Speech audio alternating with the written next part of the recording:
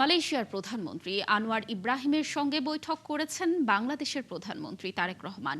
বৈঠকে বাংলাদেশ থেকে আরও বেশি শ্রমিক নেয়ার পাশাপাশি কাগজপত্রহীন অভিবাসীদের বৈধ করে নেয়ার আহ্বান জানান তারেক রহমান। সোমবার সকালে পুত্রজায়ায় মালয়েশিয়ার প্রধানমন্ত্রীর কার্যালয়ে বৈঠক শেষে যৌথ সংবাদ সম্মেলনে প্রবাসী বাংলাদেশিদের দুর্ভোগ লাঘবে মালয়েশিয়া সরকারের প্রতি আহ্বানও জানান প্রধানমন্ত্রী। মালয়েশিয়া থেকে আরও জানাচ্ছেন শফিকুল হক। মালয়েশিয়া সফরের শেষ দিনে স্থানীয় সময় সোমবার সকাল 8:30টায় কুয়ালালামপুর থেকে মোটর শোভাযাত্রা সহ পুত্রজায়ায় আসেন প্রধানমন্ত্রী তারেক রহমান ও তার সহধর্মিণী জুবাইদা রহমান।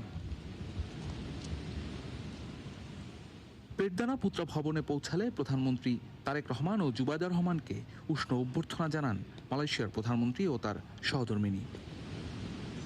এরপর লাল গালিচায় তারেক রহমান ও জুবাইদা রহমানকে মালয়েশিয়ার সশস্ত্র বাহিনীর একটি সুসজ্জিত দল গার্ড অব অনার প্রদান করেন। এ সময় মালয়েশিয়া ও বাংলাদেশের জাতীয় সঙ্গীত পরিবেশিত হয়। সংবর্ধনার পরে দুই প্রধানমন্ত্রী একান্তে বৈঠক করেন। বৈঠকে তারা দ্বিপাক্ষিক সম্পর্কের নানা বিষয়ে পর্যালোচনার পাশাপাশি পারস্পরিক স্বার্থ সংশ্লিষ্ট আঞ্চলিক ও আন্তর্জাতিক বিষয়ে মতবিনিময় করেন। পরে তাদের নেতৃত্বে একটি প্রতিনিধি পর্যায়ে বৈঠক অনুষ্ঠিত হয়। আলোচনায় বাংলাদেশি কর্মী নিয়োগে আবারও শ্রমবাজার উন্মুক্তকরণ, অবৈধ বাংলাদেশি অভিবাসীদের নিয়মিতকরণ ও ওয়ার্ক পারমিট নবায়ন, রোহিঙ্গা ইস্যু এবং জাতিসংঘ সহ বহুপাক্ষিক ফোরামে সহযোগিতার বিষয়গুলো গুরুত্ব পায়। এ বৈঠকের পর দুই দেশের প্রধানমন্ত্রীর উপস্থিতিতে সংস্কৃতি বিষয়ক একটি সমঝোতা স্মারক স্বাক্ষরিত হয়।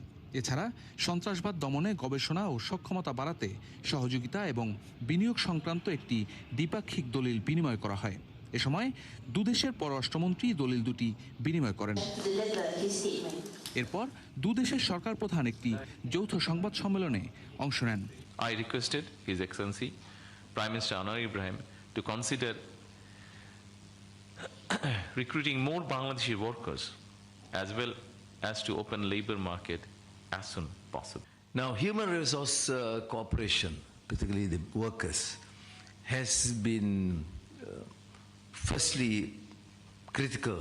বাংলাদেশের প্রধানমন্ত্রীকে স্বাগত জানাতে পুত্রজায়ায় প্রধানমন্ত্রীর ভবন অভিমুখে সড়কের দুই পাশে বাংলাদেশ ও মালয়েশিয়ার জাতীয় পতাকা টানানো হয়।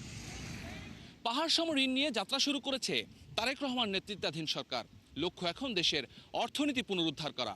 সে বার্তা দিতেই সরকার প্রধান হিসেবে দেশের বাইরে প্রথম সফর হিসেবে এশিয়ার টাইগার খ্যাত মালয়েশিয়াকে বেছে নিয়েছেন তারেক রহমান। সামনের দিনে মালয়েশিয়া থেকে কি কি সুবিধা পাবে সেদিকেই এখন তাকিয়ে বাংলাদেশ। শফিকুল হক, ৭১, মালয়েশিয়া।